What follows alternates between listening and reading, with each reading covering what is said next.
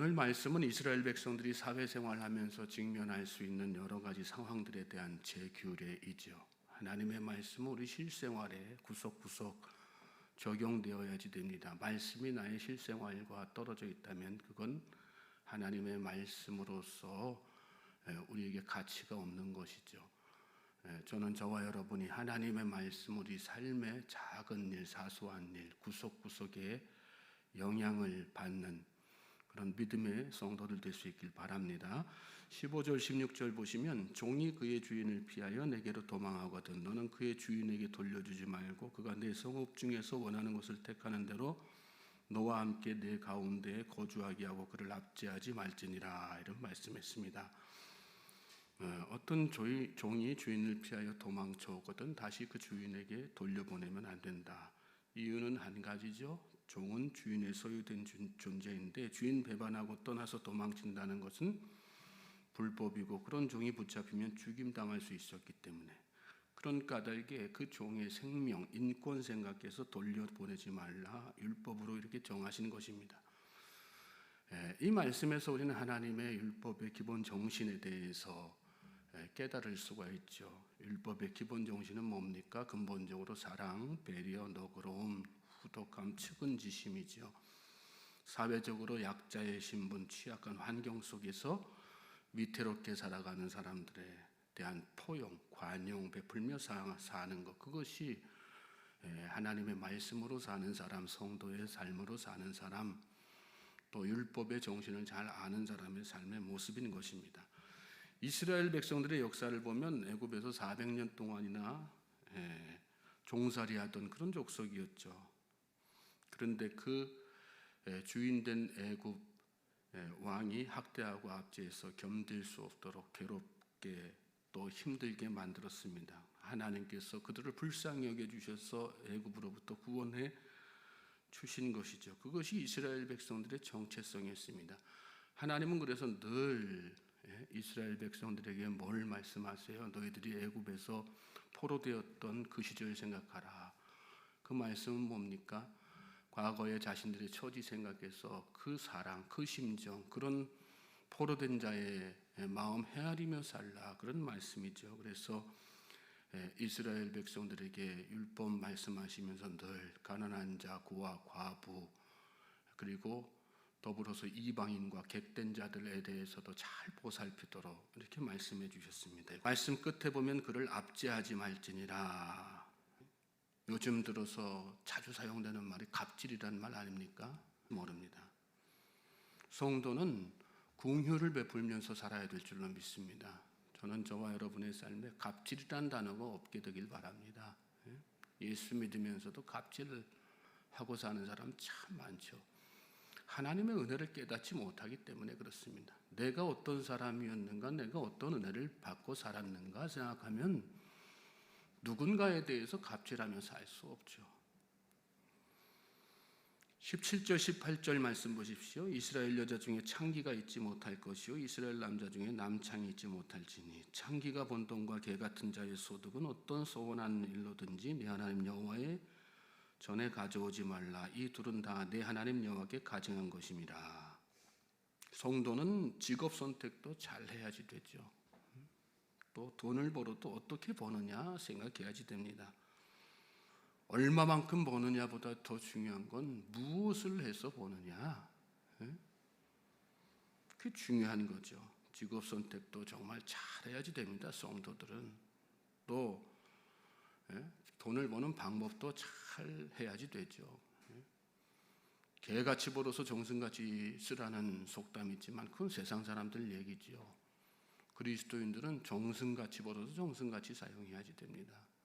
바르게 벌어서 올바르게 쓰는 것, 그것이 하나님께서 기뻐하시는 일이라 생각을 하고 수단 방법 가리지 말고 버는 일에 집착하면서 사는 것이 아니라 수단 방법 가려가면서 올바른 방법으로 잘 벌고, 그럴 때 그 소득에 대한 감사의 예물을 하나님 앞에 드렸을 때 그 기쁘게 받으시는 거지. 아무렇게나 받아가지고 벌어가지고 갖다 바친다고 해서 무조건 많이만 갖다 바치면 하나님께서 기뻐하시겠지? 아니란 말씀이죠. 영국 사람들은 도둑도 11조를 한다 그랬는데 11조 하는 생활이 뭐 그만큼 중요하다 하는 거 강조하는 그런 얘기가 되겠죠. 그러나 중요한 건 뭐예요? 도둑질해서 갖다 바친 거 하나님 기뻐하시지 않는다는 거예요. 우리 삶에 도둑질하는 것 없습니까? 우리 삶에 개같이 보는 소득은 없습니까? 마음을 바로 세우고 하나님 앞에 올바른 방법으로 깨끗한 방법으로 정승처럼 벌어서 하나님 앞에 영광 돌리고 그것으로 하나님의 일 하는데 앞장서는 그런 우리 모든 성도님들 될 수 있길 바랍니다. 작게 벌어도 정말 성실하게 거룩하게 부끄러움 없이 벌어야 되는 거죠. 19절 20절 보면 내가 형제에게 구워주거든 이자를 받지 말지니고 돈의 이자 식물의 이자 이자를 낼 만한 모든 것의 이자를 받지 말 것이니라. 타국인에게 내가 구워주면 내 하나님 여호와께서 내가 들어가서 차지할 땅에서 내 손으로 하는 범사의 복을 내리시리라. 형제들에게 구워주거든 이자 받지 말라 그런 말씀하셨어요. 그렇게 해서 벌어들인 소득 하나님 기뻐하시지 않아요. 그것도 다 개같은 소득에 포함되는 거죠. 21절로 23절 내 하나님 여호와께서 소원하거든 갚기를 더디하지 말라. 내 하나님 여호와께서 반드시 그것을 내게 요구하시리니 더디면 그것이 내게 죄가 될 것이라. 내가 소원하지 아니하였으면 무지하리라. 그러나 내 입으로 말한 것은 그대로 실행하도록 유의하라. 무릇 자원한 예물은 내 하나님 여호와께 내가 소원하여 입으로 언약한 대로 행할지니라. 성도는 세상 살면서 자기가 한 말에 대한 책임감을 가지고 살아야 됩니다. 하나님 앞에서나 사람들 앞에서나 다 마찬가지죠. 말 한마디를 해도 생각하면서 하고 또 생각하면서 한 그 말에 대해서 책임감을 가지고 지켜나가는 상황이 변했다고 해서 마음이 변했다고 해서 내가 스스로 한 말인데 지키지 않는 배약하는 사람이 아니라 로마서 1장 보면 21가지 죄악이 살인죄에 해당한다고 쭉 열거하는데 그 가운데 하나가 배약하는 자. 배약하는 자는 뭐예요? 자기가 한 약속 지키지 않는 거 그것도 살인죄하고 똑같다 그렇게 말씀하셨거든요.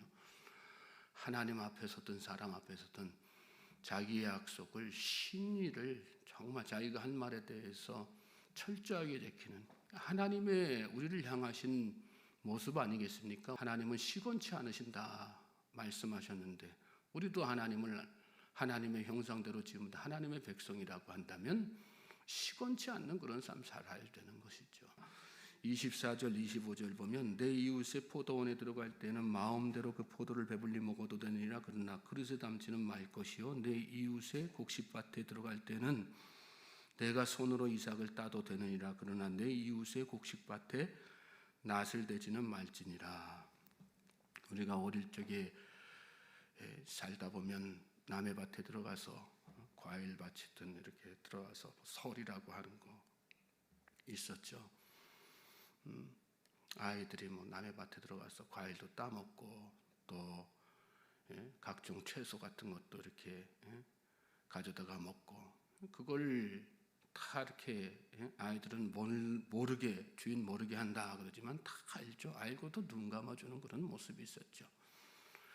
지금은 걸렸다 하면 수십 배씩 막 이렇게 물리는 그런 사회, 각박한 사회죠.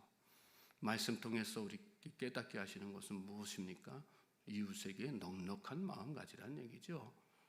넉넉한 마음, 이렇게 막 그냥 어제도 뉴스 보니까 층간소에 주차하는데 차가 자기 차 앞에 이렇게 가로막았다고 화가 나고 분노를 막 이렇게 발해가지고 77세 된 노인이 일본도를 가져다가 자기 차 가로막은 사람의 팔목을 잘라버렸어요. 결국은 죽고 말았다고 그러더라고요.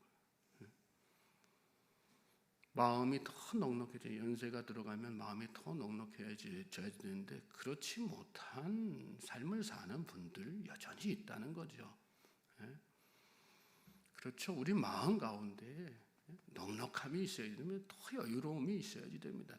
남을 대하는 그런 마음 가운데에서 너무 각박하게 사는 거 하나님께서 원하시는 삶이겠어요? 그거 원하시지 않죠. 또 이 말씀 통해서 한 가지 또 우리가 더불어서 깨달아야 되는 건 무엇입니까? 남의 밭에 들어가서 곡식밭에 낯을 대지는 말지니라 이런 말씀하셨어요. 내 것 귀한 것처럼 남의 것 더 귀하게 여기라 그런 말씀이죠. 그렇죠, 여러분. 우린 가진 거, 내가 가진 것 남에게 넉넉한 마음으로 베풀면서 살아야 되고 남의 것에 대해서는 내 것 이상으로 귀한 마음 가지고 함부로 막 남의 것이라고 해서 막 사용하는 간혹 가다가 무료로 뭐 이렇게 다 이렇게 뭐 나눠주는 그런 어떤 현장 같은 거 있으면 그냥 욕심내 가지고 다른 사람 배려하지 않고 그냥 가방에다가 쑤셔박아 넣어가지고 막 챙겨가지고 그런 사람들 있죠. 그렇게 살지 말란 말씀이에요. 인색하게 살지도 말고 남의 것 함부로 막 그냥 내 것처럼 막 사용하면서 그렇게 살지도 말아라. 오히려 그 반대로 남에게는 베풀면서 살고 후하게 나눠주면서 살고 남의 것에 대해서는 귀하게 여기면서 아끼면서 살고 그럴 때 하나님께서 기대하시는 천국 같은 삶이 우리 삶 가운데 펼쳐지는 것 아니겠습니까? 이 말씀의 의미를 잘 깨닫고 그동안에 우리의 삶의 구석구석 하나님의 백성으로서 올바르지 못했던 것들은 무엇이 있는가 돌이켜 회개하고 또 앞으로는 하나님의 말씀대로 하나님의 율법 주신 그 취지대로 사랑과 은혜와 선행 베풀면서 살 수 있는 저와 여러분 될 수 있길 바랍니다. 그것이 하나님께서 우리를 구원하신 목적입니다. 그리고 세상 가운데에서 빛과 소금의 역할을 감당하게 하신 목적입니다. 이 하루도 그런 하루 되게 해달라고 여러분 하나님 앞에 간절하게 기도하시고 그런 삶을 살겠노라고 결단하며 나아가는 복된 하루 되시기를 다시 한번 주님의 이름으로 소망하고